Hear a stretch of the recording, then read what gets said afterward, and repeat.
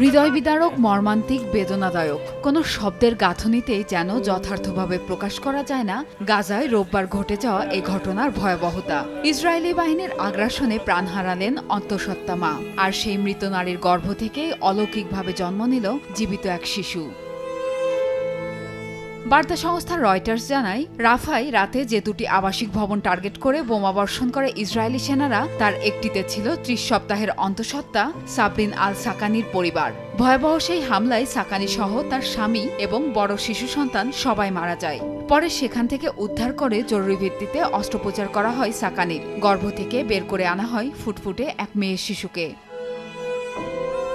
চিকিৎসকরা জানান, অপরিণত হয় জন্মের পর বেশ সংকটাপন্ন ছিল শিশুটির অবস্থা। তবে জরুরি চিকিৎসা দিয়ে ইনকিউবেটরে রাখার পর তার অবস্থা এখন উন্নতির দিকে।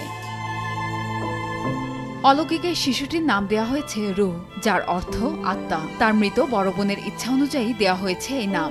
ইনকিউবেটরে একদিনের শিশু রুহের শরীরে লাগানো সাদা টেপে লিখে দেওয়া হয়েছে শহীদ সাবরিন আল সাকানির সন্তান। ৪ সপ্তাহ পর্যন্ত পর্যবেক্ষণে রেখে হাসপাতাল থেকে ছাড়া হবে শিশুটিকে। পৃথিবীর আলো দেখার আগেই বাবা মাকে হারানো অনাথ এই নবজাতককে কোন স্বজনের কাছে হস্তান্তর করা হবে তা এখনও নিশ্চিত নয়। প্রিয়াঙ্কা চক্রবর্তী, সময় সংবাদ।